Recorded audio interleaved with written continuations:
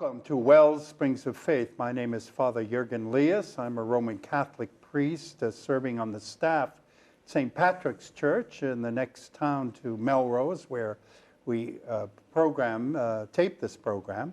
And our program, Wellsprings of Faith, is a program about religious faith, a person's journey, and the fruit of that faith in their life's work.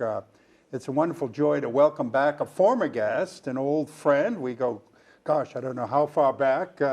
Father Kelly Madden. He's had a few changes in his life. I believe the last time we spoke, he was working for Campus Crusade and doing leadership training in Africa for Christians there. And now he's an Anglican priest.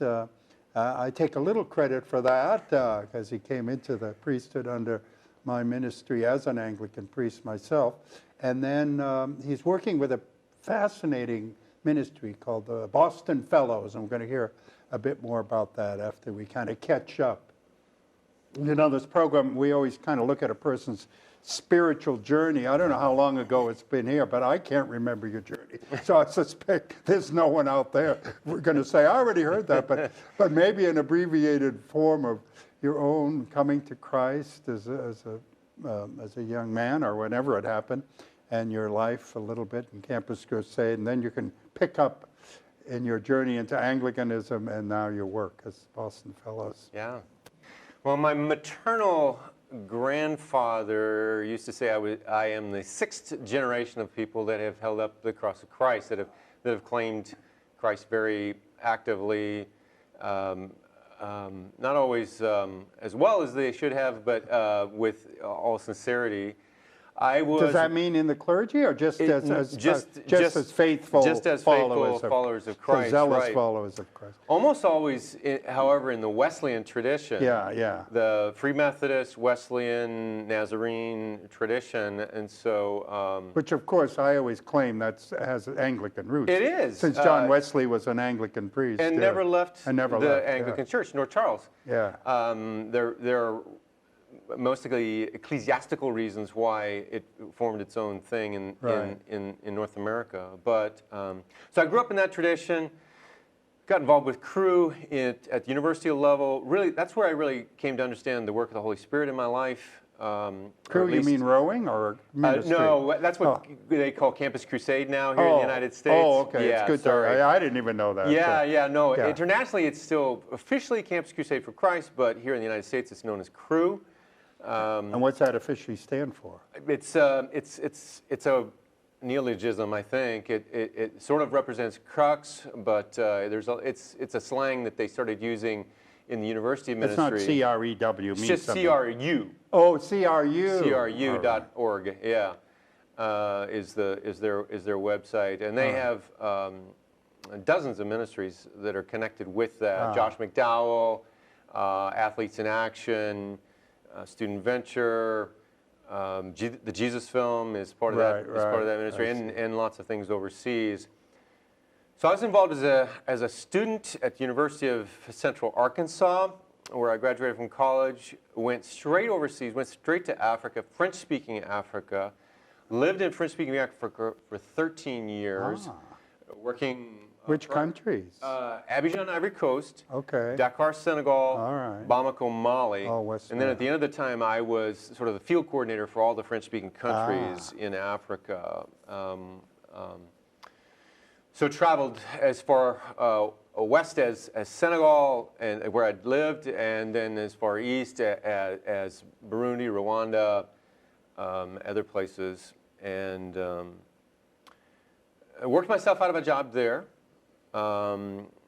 After 13 years, was replaced by godly, competent African staff who took over my responsibilities at the university level, at the level we were working with churches and professionals, and then came back here to figure out some theological questions, namely why the gospel was not having the kind of impact socially, politically, economically, morally that Christ claims for himself in the gospel. In Africa or anywhere? Anywhere, but especially it was especially Africa. So there were a lot of growth in the church there, but It's one of the great stories of church history. yeah.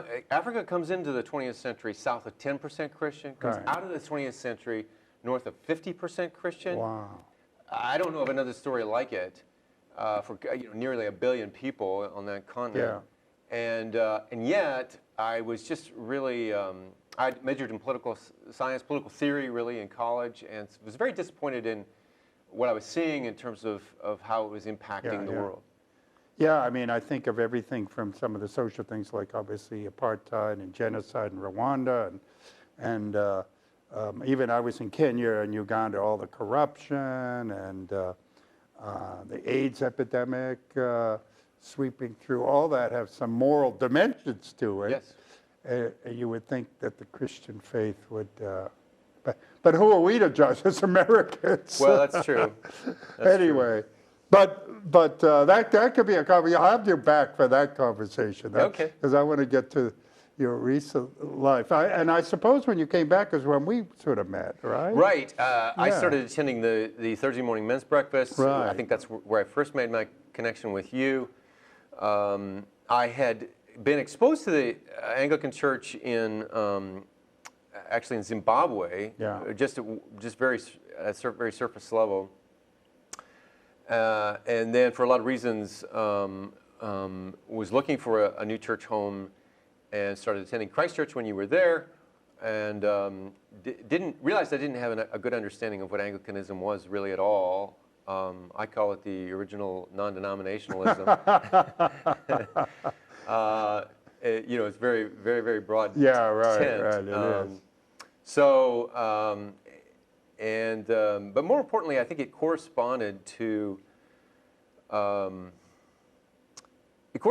I was intuiting about how spiritual formation needed to happen. And the lex orandi, lex credendi, that Latin phrase, which basically means praying shapes believing. Yeah. I realized was how spiritual formation needed to happen, at least at a very important level. And so that connected it. The engagement of all 5 senses in worship. Christ Church is very high church, high liturgical, and that appealed to me a great deal. And then once upon a time, you said, "Hey, you should really consider the ordination," and so I did. And here you are, collar and all. Yeah, yeah. Well, wonderful, wonderful. Yeah, and I rejoice being there. I think I even preached at your ordination, didn't I? Yeah, well, you presented me. I think you did preach I as was well. the preacher that day. Right. You were one of the first of the group that we were actually ordaining in the ACNA as opposed to the Episcopal Church. Right, yeah. right. Well, welcome to Mother Church or Aunt Church, I call the Episcopal Church. Now that I'm a Catholic. But nonetheless, out of your coming, you one of the things has become your work as an Anglican priest is this thing called the Boston Fellows. But talk a little bit about that, its history and its vision, and then maybe we can get into the meat of what you're actually doing now. After moving back to the United States to go to Gordon Conwell Theological Seminary, I stayed on staff with Crew and was involved in a lot of leadership training around the world, particularly in Africa still, but a lot of other places.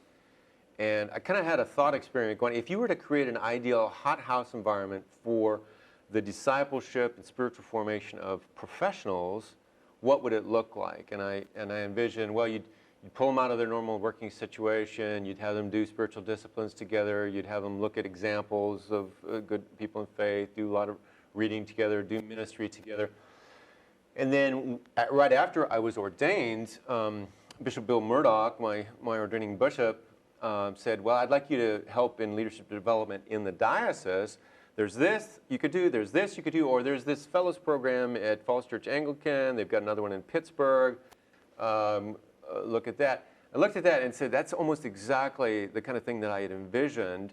Rather than trying to reinvent the wheel, I'll do that. So launched it 12 years ago. We're now in our 12th year. The first 5 years were really built on a model that belonged more to really large churches in the Bible Belt than to the kind of situation we have in New you England. mentioned Falls Church, which of course I know in the Anglican world is a very thriving evangelical church that spawned many kinds of ministries, including this ministry. What was sort of the original vision going back to that parish as it was created? Well, initially, John Yates just wanted something for his daughter and her friends that were graduating from college, and they kind of got jobs and did some study together, things like that. But that's been 25 years ago now, and it's developed into, I think there's something like 30 programs that are involved.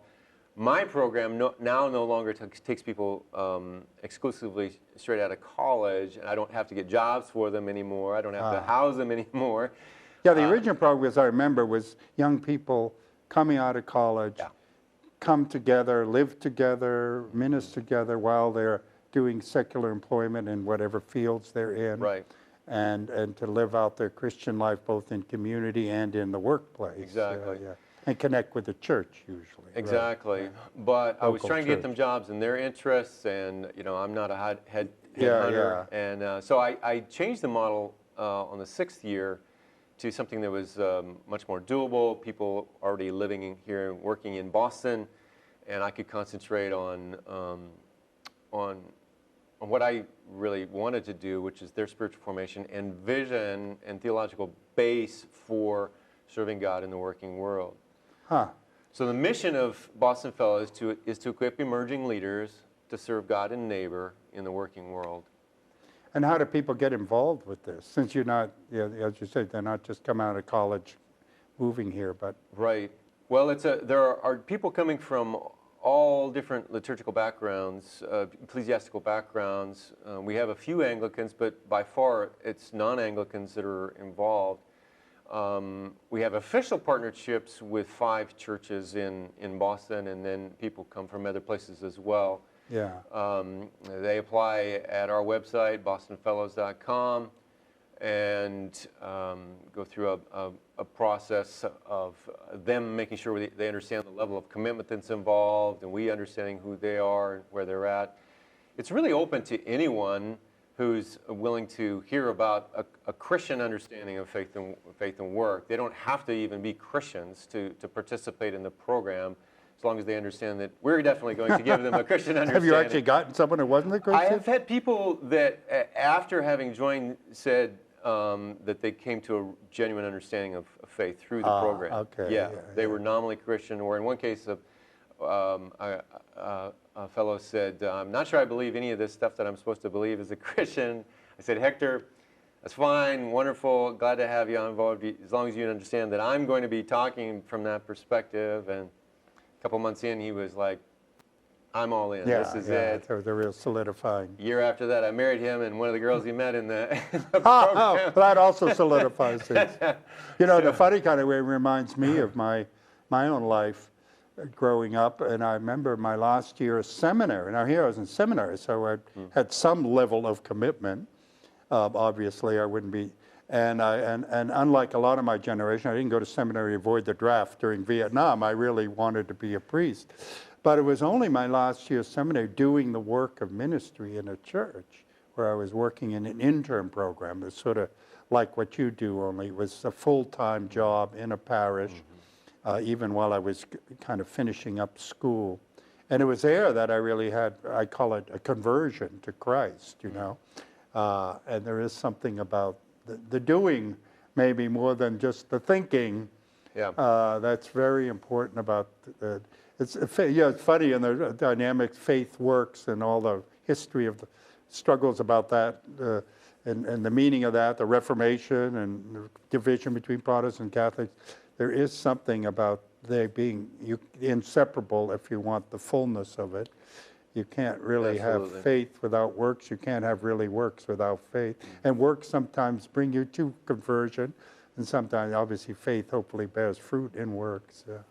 Anyway, I didn't mean to go out and give you a homily on faith and works, but it struck my mind, your work as you were talking. So tell us what sort of the life is like for the, your goal, as you said, is to form these young men and women into a mature discipleship. So as they go into the world, well, they're already in the world, but as they continue to grow in their lives, that they are real witnesses to the gospel. Right. So this year we have 13 fellows, Yeah. men and women, a couple doctors, a couple lawyers, Wow. a nurse, coding people, computer engineers, engineers of other kinds. And it's a 9-month program, basically a school year, September through May. Work, study, pray in community is one of our bywords. So it's a discipleship program with a workplace face. Yeah. It leverages the needs of the workplace to get at deeper issues of integration of faith into life. Work study, there's a strong theological component of understanding, particularly a theology of creation. I find that if people are not integrating faith in life, it's often because they don't have an appreciation for the goodness of creation, for God's commitment to His creation. I must confess, I'm on your mailing list, so I've been quite impressed and intrigued, and never managed to fulfill my desire to go to some of these, because they're really just top-notch intellectual thing. You know, you're doing a lot at MIT, and we're talking about top-notch, intellectually challenging conversation between faith and science, and faith and culture, and faith and politics, economics, you name it, which is sounds very rich. In December, we'll have an astrophysicist speaking about science and faith, who's a good friend. And it is a discipleship program, work, study, pray. It has a spiritual formation component. They have required daily devotions, which is to do one of the hours of the daily office. Yeah. And most of them, as I said, are not Anglicans, so it's I don't require the whole thing, but the Lord's Prayer, the scripture readings, their confession, first of all, of course, and then just to pray for their life and work. Yeah. But every day, so about 15 minutes a day. Work, study, pray in community, and then there's a number of things we do. It's intense enough that over the course of 9 months, they really build quite a bond, and even sometimes continue to meet after our program just because of the bond formed among them. I was struck, one year you asked me to be the kind of retreat leader for the final retreat, Right. which first of all was the unusual format of camping out on an island up at Gordon College with what's it called, the ropes course? Yeah. Yeah. So the recreation was these near-death experiences on the rope course, which I didn't participate in. Well, that's the final weekend of the year. Yeah. So, but I was struck just by that, since obviously the community had been built up by that point. Yeah. So they were trusting one another on the ropes in a way that maybe they wouldn't have done if it had been the opening retreat. But you could feel that sense of people having lived together in the Lord, and the richness of that. Yeah, I have a strong conviction that community, you could do a word study of koinonia or some other things, but if you want a practical definition of what community looks like, I would take all the one another commands of the New Testament. And when you add all those together, love one another, bear with one another, there's no way... Confess your sins one to another. All of that. Oh, that's amazing. It's impossible without substantial time together. And this notion that we can do Christianity, do faith in Jesus on 2 hours on Sunday at most, plus an hour midweek at most, is just not going to cut it. So we've got to form ways of building relationship that really does life together and demands substantial amounts of time together. You know, it's interesting because going back to your very roots, Wesleyanism, that was one of the most distinctive things about the Methodist movement. It was an enthusiastic movement, a lot of manifestations of charismatic gifts and healings and deliverances, incredible social gospel among the poor and the miners and the workers, but also this commitment to Methodist. Well, it started out Wesley and Whitefield with themselves had this little fellowship of men, divinity students who were trying to live a life of accountability and mutual encouragement and support. And then it grew as a significant part of the Methodist movement. There's sort of hymn meetings and all kinds of variations This on small that. group class, what they call classes that spread throughout the islands. And, everybody's poster boy for evangelicals, whether it's, capital E or small e evangelicals, is William Wilberforce. Yeah. And rightly so. Abolished slavery, brought about tremendous reformation. But without the Clapham sect surrounding him, there is no way that he would have achieved what he did. Tell who the Clapham sect was. Most people Well, the Clapham sect was just this group of people, some people of means, people in various social strata, that banded together to get things done. This is something that James Davison Hunter, in his book To Change the World, has demonstrated that evangelicals especially have missed in sort of an idea of changing the individual. As important as that is, as important as changing the heart is, you don't see social change without changing associations, guilds, other social bodies, and especially at the top, at the highest level. And and the analysis of study of history will show that that's really a key for any, both the healthy sustaining of the church and its ministry, but also its impact into the world. What happens now? How many years you've been doing this? This is our 12th year. So like, how's your follow-up on these people now?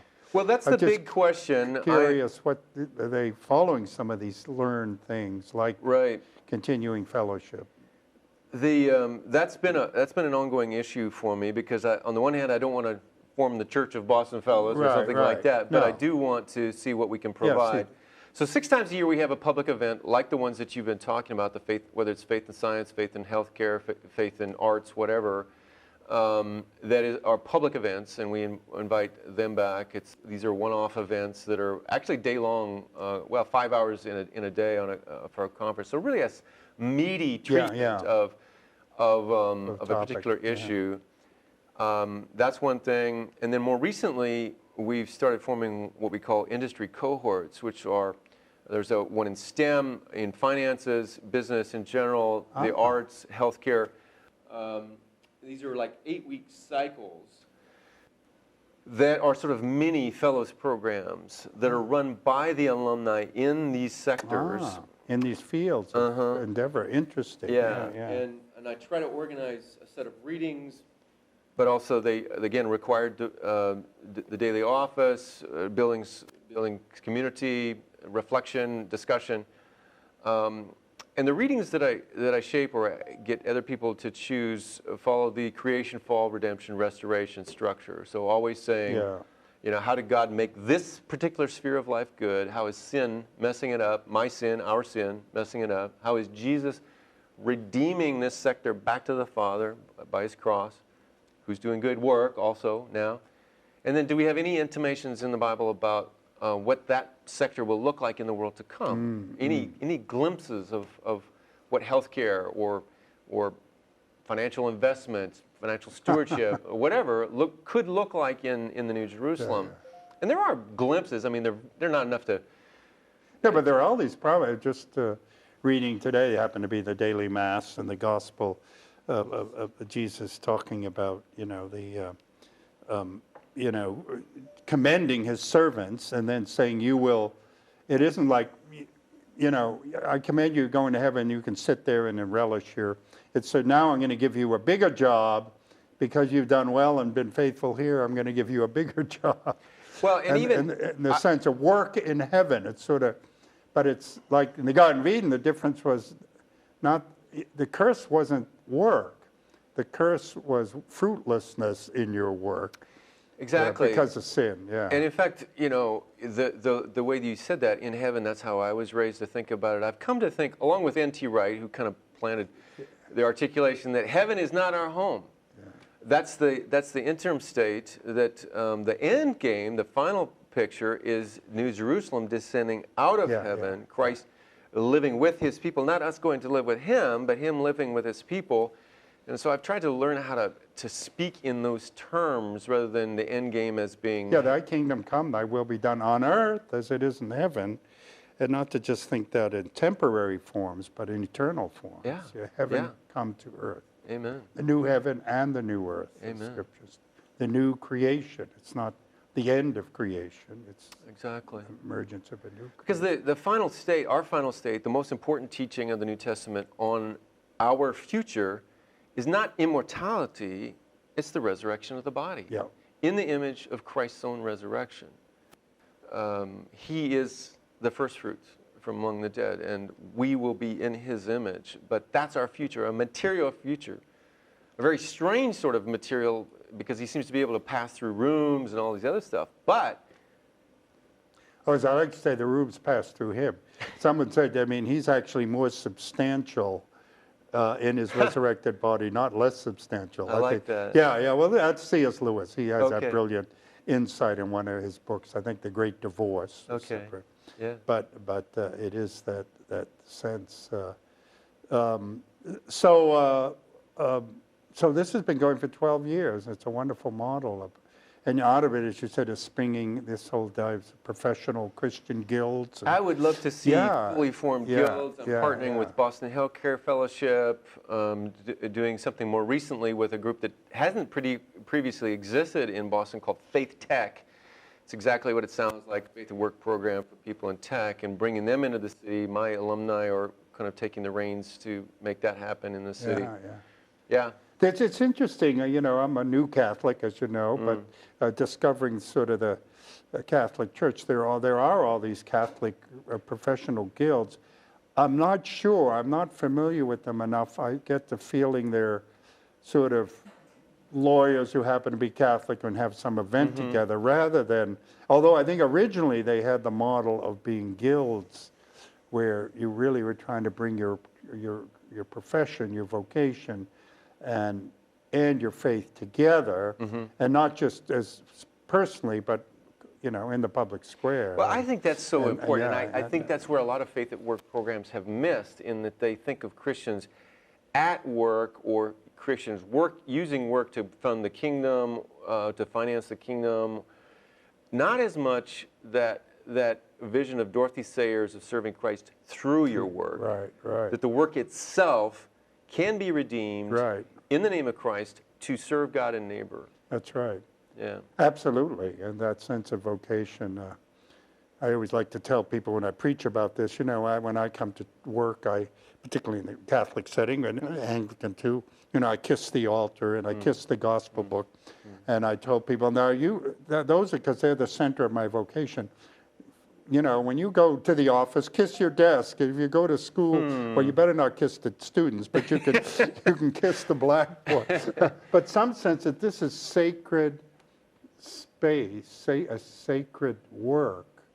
It's not. It's as sacred as what I do at the altar. I love that idea. Way. I've never thought of that. And the sense of really, So anyway, we're out of time, and there are a lot of detours we could have taken, which would have been interesting conversations. Sounds like you're having a good time. It's the funnest thing I've ever done. And it sounds rich, and praise the Lord for that, and praise you for your fidelity. I know you've been through a lot of ups and downs in your journey, but persevering to the end. May the Lord bless you and the Fellows Program. Amen. Thank you. We'll post the website for the Boston Fellows Program and our notes if you're interested or know some young people who might want to have this kind of covenanted, formative experience in their life and their faith and in their work. In the meantime, God bless, and join us again for Wellsprings of Faith.